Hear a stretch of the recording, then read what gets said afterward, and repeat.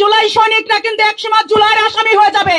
আপনারা মনে রাখেন, এই জুলাই সৈনিকদেরকে একদিন এদেশে জুলাই আসামি করে দিবে। হয়তো এরপরে আমার কি হবে আমি জানি না, তারপর আমি এটা বলতে বাধ্য হলাম যে এদেশে যা হচ্ছে ভালো হচ্ছে না। যারা ক্ষমতায় আছেন তাদের কাছে অনুরোধ, প্রধান উপদেষ্টার কাছে অনুরোধ, আজ যারা জুলাই সৈনিক, আপনারা যদি আমাদের এই জুলাই সনদে সই না করে, এই জুলাই সনদ যদি পাশ না করে আপনারা অন্য সরকারের হাতে ক্ষমতা দিয়ে দেন, একটা সরকার এসে গঠন করে, এই জুলাই সৈনিকরা কিন্তু একসময় জুলাইয়ের আসামি হয়ে যাবে। আপনারা মনে রাখেন, এই জুলাই সৈনিকদেরকে একদিন এদেশে জুলাই আসামি করে দিবে।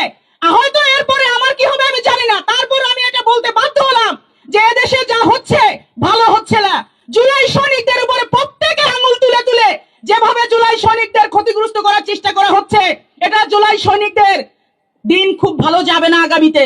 জুলাই সৈনিকদের জুলাই সনদে সই করবেন আপনারা, আপনাদের কাছে অনুরোধ, জুলাই সৈনিকদেরকে আপনারা এ দায় মুক্ত করে যাবেন, নাইলে জুলাই সৈনিকদের খুব ভালো হবে না। জুলাই সৈনিকরা এত কষ্ট করে জীবন বাজি রেখে আপনাদেরকে নতুন করে দেশ উপহার দিয়েছে।